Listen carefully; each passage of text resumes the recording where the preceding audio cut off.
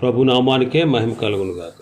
కూడి వచ్చిన మీ అందరికీ, కర్మిల ఆత్మీయ సహవాస సంఘ విశ్వాసులందరికీ మన ప్రభువును ఆయన ప్రియ కుమారుడునైన యేసుక్రీస్తు వారి శ్రేష్టమైన నామములో శుభములు మరియు అందరికీ వందనాలు. యెషయా గ్రంథం 7వ అధ్యాయాన్ని మనం ధ్యానం చేసుకుందాం. యెషయా గ్రంథం 7వ అధ్యాయం. ఈ 7వ అధ్యాయం నుండి 12వ అధ్యాయం వరకు విడుదలను గూర్చిన ప్రవచనాలు మనం చూస్తాం. విడుదలను గూర్చిన ప్రవచనాలు.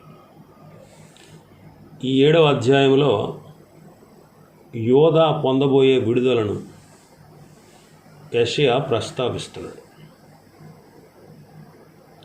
ముఖ్యంగా సిరియా రాజైన రెజీను, ఇశ్రాయేలు రాజు అయినటువంటి రెమల్యా కుమారుడైన పెకహు యోధా వారితో యుద్ధం చేయడానికి యెరూషలేం మీదకి వచ్చారు. ఇది విన్నప్పుడు యోధా వారి హృదయాలు గాలికి అడవి చెట్లు కదిలినట్లుగా వారి హృదయాలు కదిలిపోయాయి. అయితే వారికి జడవద్దని యెహోవా యెషయా ద్వారా యోధా రాజైన ఆహాజు దగ్గరికి కబురు పంపించాడు. యోధా వారికి వారి శత్రువుల నుండి విడుదల కలుగుతుందని,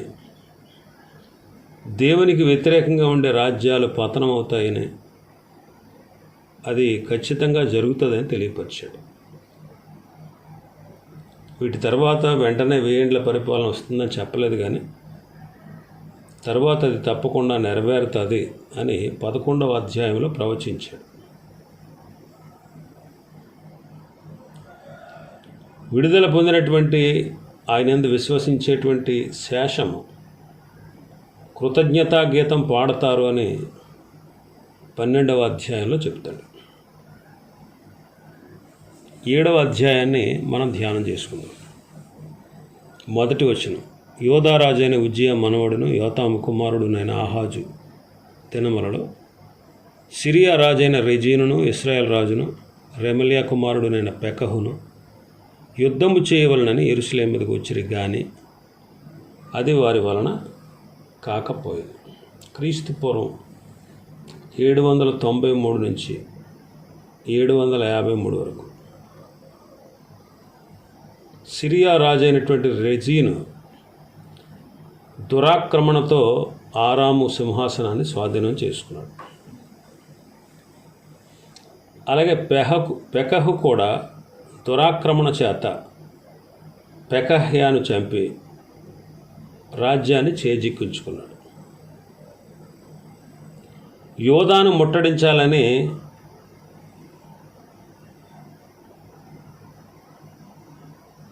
రెజీనును పెకహు ఒప్పించాడు.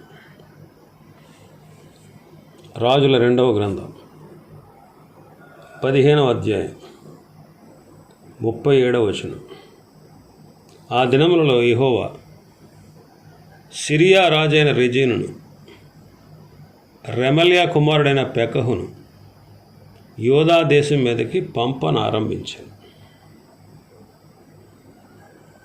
16వ అధ్యాయం రాజుల 2వ గ్రంథం 5వ వచనం. సిరియా రాజైన రెజీనును, ఇశ్రాయేలు రాజైన రెమల్యా కుమారుడు పెకహును యెరూషలేం మీదకి యుద్ధములకు వచ్చి అక్కడనున్న ఆహాజు పట్టణమును ముట్టడి వేసిరి, కానీ అతనిని జయింపలేకపోయారు. వారు ఏమని అనుకున్నారంటే, ఆహాజు రాజైనటువంటి యోధా రాజైనటువంటి ఆహాజును గద్దె దింపి టాబేలు కుమారుణ్ణి సామంతరాజుగా నిలపాలి అనుకున్నారు. మన భాగంలో 6వ వచనంలో మనం చూస్తాం. యెషయా గ్రంథం 7:6. మనము యోధా దేశం మీదకు పోయి దాని జనులను భయపెట్టి దాని ప్రాకారములను పడగొట్టి టాబేయేలును వాని కుమారుని దానికి రాజుగా నియమించదము రండి అని చెప్పుకుంది. ఆరాము, ఇశ్రాయేలీలు కలిసి బలమైన సైన్యంగా వచ్చి యోధా ప్రజలను భయభ్రాంతులకు గురిచేసింది. ఆహాజు దావీదు వంశానికి చెందినవాడని మనం 5వ వచనంలో మనం చూస్తాం.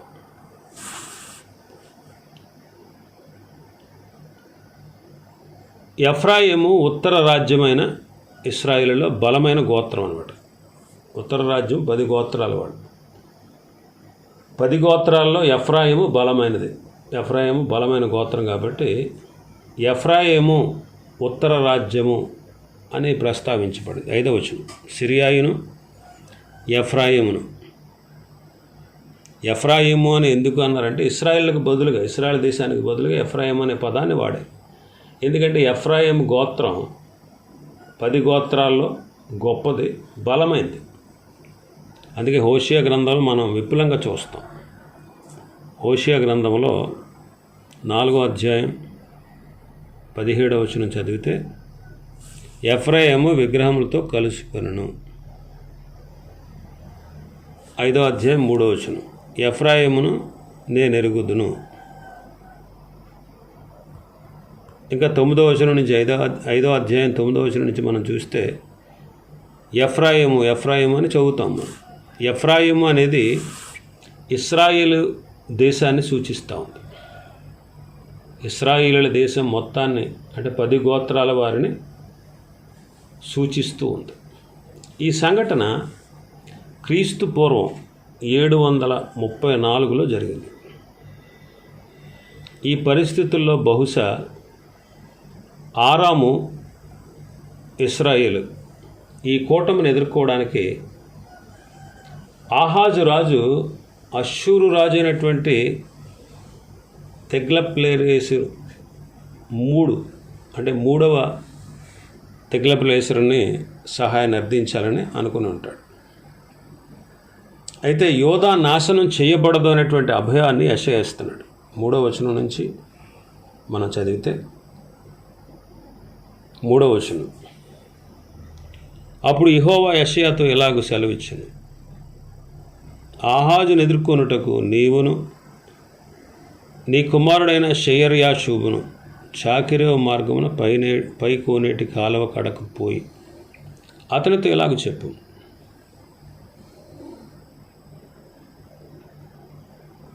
భద్రము సుమి నింబళించుము, పొగరాజుచున్న ఈ 2 కొరకంచు కొనలకు అనగా రెజీనును సిరియనులు రెమల్యా కుమారుడని వారి కోపాగ్నికి జడియకము, నీ గుండె అభియనీయకము అన్నాడు.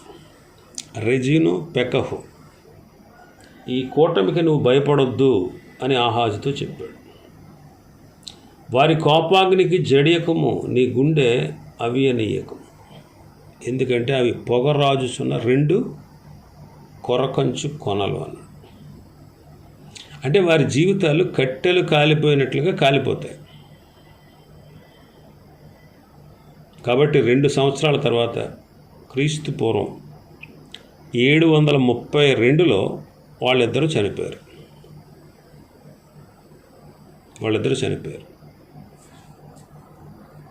7వ వచనం నుంచి 9వ వచనం వరకు మనం చదివితే ఇశ్రాయేలీల కూటమిని గూర్చి, అంటే ఆరాము ఇశ్రాయేళ్ల కూటమిని గూర్చి సార్వభౌముడైనటువంటి యెహోవా జవాబిస్తున్నాడు. 7వ వచనంలో, అయితే ప్రభువైన యెహోవా ఎలాగూ సెలవిచ్చుచున్నాడు, ఆ మాట నిలవదు, జరగదు. ఏ మాట? యోధా దేశం మీదకి వెళ్ళి యోధా జనులను భయపెట్టి దాని ప్రాకారాలను పడగొట్టి ఆహాజును రాజుగా తొలగించి టాబేయలేని వాని కుమారుణ్ణి దానికి రాజుగా నియమిద్దాం అని చెప్పుకున్నాడు. రెజీను పెకహు కేవలం మానవ మాత్రులు. వారు దేవుని ప్రణాళికకు ఎదురేదలేరు. ఇంకా ఇశ్రాయేలీలపై తీర్పును ప్రకటిస్తూ 8వ వచనంలో ప్రవక్త చెబుతాడు, దమస్కు సిరియాకు రాజధాని, దమస్కునకు రెజీను రాజు. 65 సంవత్సరంలో కాక మునుపు ఎఫ్రాయిము జనము కాకుండా నాశనమగును. అంటే ఇశ్రాయేలీలు జనము కాకుండా నాశనం. యెషయా ఈ ప్రవచనాన్ని క్రీస్తు పూర్వం 734లో ఇచ్చాడు. క్రీస్తు పూర్వం 722లో అష్షూరు వారు ఇశ్రాయేలును ఆక్రమించుకొని ఇశ్రాయేల్ దేశాన్ని ఆక్రమించుకొని ఇశ్రాయేలుని చెదరగొట్టారు. అనేక మంది విదేశీయులను ఆ దేశంలోనికి తీసుకొచ్చి నివసింపజేశారు. ఈ విషయాన్ని రాజుల 2వ గ్రంథంలో మనం చూస్తాం. 17వ అధ్యాయం 24వ వచనం. అష్షూరు రాజు బబులోను, కోత, అవ్వ, హమాతు, సెపర్వయీమును తన దేశముల్లో నుండి జనులను రప్పించి ఇశ్రాయేలు వారికి మారుగా షోమ్రోను పట్టణంలో ఉంచాను. కనుక వారు షోమ్రోను దేశమును స్వతంత్రించుకొని దాని పట్టణములలో కాపురము చేసిరి. క్రీస్తు పూర్వం 699 సంవత్సరంలో సరిగ్గా 65 సంవత్సరాలకు అష్షూరు రాజైన అష్షూరు బనిపాల్ ఇంకా ఎక్కువ మంది విదేశీయులను షోమ్రోన్లోనికి ప్రవేశపెట్టాడు. కాబట్టి ఇశ్రాయేలీలు ఒక జనంగా మారడం అసంభవం అయింది. ఆహాజు తర్వాత 65 సంవత్సరాలు బ్రతికాడు. అయితే యెషయా ప్రవచనాన్ని నమ్మి అతడు అభయం పొందాలి. ఆహాజు బ్రతికున్న దినాల్లోనే ఇశ్రాయేలు ఆరాము కూటము వీగిపోయింది. ఈ ప్రవచనాన్ని అతడు నమ్మకపోతే అతడు కూడా పడిపోతాడు. అయితే ప్రవక్త ఒక సూచన చెప్పాడు. 10వ వచనం నుంచి మనం చూస్తే ఒక సూచన చెప్పాడు. అయితే ఆహాజు ఆ సూచనను నిరాకరించాడు. 11వ వచనం మనం చదివితే యెహోవా ఇంకను ఆహాజునకు ఇలాగ సెలవిచ్చాడు. నీ దేవుడైన యెహోవా వలన సూచన అడుగుము, అది పాతాళమంత లోతైనను సరే, ఊర్ధ్వలోకమంత ఎత్తైనను సరే అన్నాడు. ఆహాజు అడిగినటువంటి సూచన తన కండ్ల ఎదుటే నెరవేరడం ద్వారా యెషయా చెప్పిన ప్రవచనానికి నిర్ధారణ దొరికేది. ఇశ్రాయేలు ఆరాము ఈ కూటమి యోధాను ఓడించలేదు అనే భరోసా అతనికి దొరికేది. కానీ ఆహాజు దుష్టుడు, విశ్వాసం లేనివాడు. అతని నమ్మిక అంతా కూడా ఎవరి మీద ఉందంటే అష్షూరు రాజు మీద ఉంది. అయితే తానేదో నీతిమంతుడై ఉన్నానన్నట్లు, అంటే ధర్మశాస్త్రాన్ని నేను పాటిస్తున్నానన్నట్లు, నేను అడగను, యెహోవాను శోధింపనని చెప్పాడు.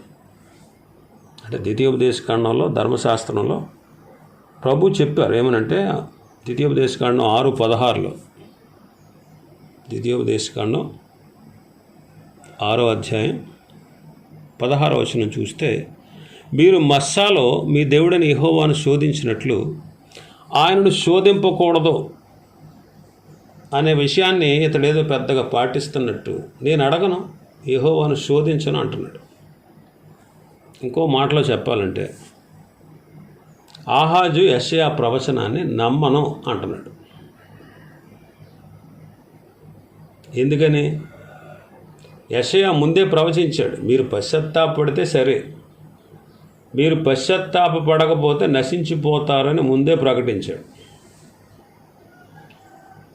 కాబట్టి దేవుని మాటలు వినుటకు నిరాకరించుటలో ఆహాజు అలాగే యోధా వారు కూడా దేవుణ్ణి విసిగించారు. అందుకే 13వ వచనం అంటాడు ప్రవక్త, ఆహాజు నేను అడగను, యెహోవాను శోధించనని చెప్పినప్పుడు 13వ వచనం అతడు ఇలాగ చెప్పాను, దావీదు వంశస్థులారా వినుడి, మనుష్యులను విసిగించుట చాలదనుకుని నా దేవుని కూడా విసిగింతురా అంటాడు. దేవుని సూచనను తిరస్కరించుట వల్ల ఆహాజు దేవుడు పంపిన ప్రవక్తను తృణీకరించాడు. అందుకే దావీదు వంశస్థులారా వినుడి అని యెషయా సంబోధిస్తున్నాడు. దావీదు వంశస్థులందరిని గూర్చి కాదు, కానీ యోధా రాజు అయినటువంటి ఆహాజు వంటి వారిని గూర్చే ఈ మాట చెప్పాడు. దేవుడు తన ప్రవక్తను పంపించుట ద్వారా సూచన అడగమని బ్రతిమలాడిన అడగకుండా చులకన చూపు చూసినందుకు ఆహాజుపై దేవుడు విసుక్కున్నాడు. అందుకే యెషయా గారు అంటాడు, మనుష్యులను విసిగించుట చాలదనుకుని దేవుని కూడా విసిగిస్తారా అంటాడు. దేవుని కూడా విసిగిస్తారు. యెషయా ప్రవచనాన్ని ఆహాజు నమ్మలేదు. ఆహాజు యొక్క ఆలోచన అంతా కూడా దేవుని మీద లేదు. దేవుడు పంపినటువంటి ప్రవక్త చెప్పిన మాటల మీద లేదు. ఎక్కడ ఉంది ఇతని ధ్యాస, ఇతని ఆలోచన అంటే అష్షూరు రాజు మీదే ఉంది.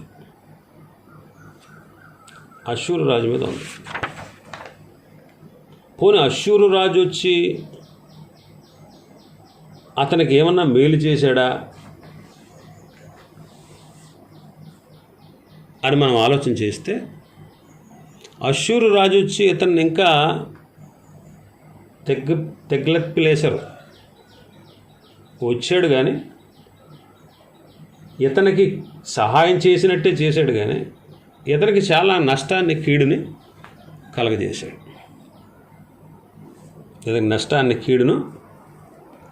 అతనికి ఏం మేలు చేయలే. అతనికి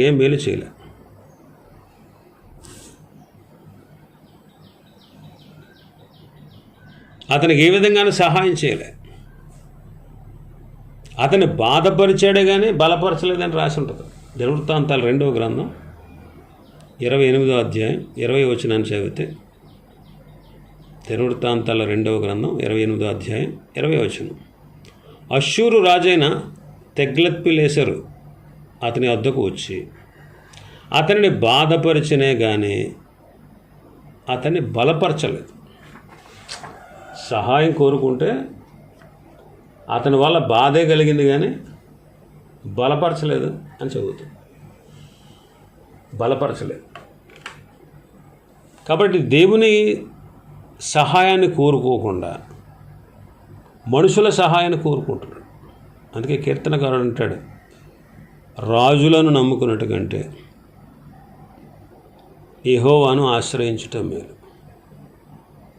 మనుషులను నమ్ముకున్నట్టు కంటే యెహోవాను ఆశ్రయించుట మేలు అనే విషయాన్ని మనం చదువుతాం. యెషయా ప్రవచించిన దానికి నిర్ధారణగా ఒక సూచన అడగమన్నా ఆహాజు అడగలేదు. అంటే దేవుడిని నమ్మట్లేదు అతను. దేవుడు పంపించినటువంటి ప్రవక్త చెప్పిన మాటలు కూడా అతడు నమ్మట్లేదు. దేవుని కంటే ఎక్కువగా మనుషుల మీద అతడు ఆధారపడుతున్నాడు. ఈ రోజుల్లో కూడా చూడండి, మనం దేవుని మీద ఆధారపడడానికి బదులు మనుషుల మీద ఆధారపడుతూ ఉంటాం. దేవుని కంటే ప్రాముఖ్యతను ఈ లోకంలో ఉండే వాటికి మనం ఇస్తున్నాం. దేవునికి ప్రథమ స్థానం ఇవ్వలేకపోతాం. పూర్తిగా ఆయన మీద మనం విశ్వాసం ఉంచలేకపోతాం. కానీ కొంతమంది ఈనాటికి కూడా కొంతమంది భక్తులు, కొంతమంది విశ్వాసులు ప్రభువును పూర్తిగా నమ్ముతున్నారు, ప్రభు పైన పూర్తిగా ఆధారపడుతున్నారు. మేము చేతగాని వాళ్ళం, మా వల్ల ఏం కాదు, మేమేం చేయలేం, మా దేవుడే మాకు చేయాలి అని చాలామంది దేవుని యందు విశ్వాసం కనపరుస్తున్నారు. కొంతమంది లేకపోలేదండి, కానీ చాలామంది, ఎక్కువ మంది దేవుని మీద ఆధారపడలేకపోతున్నారు.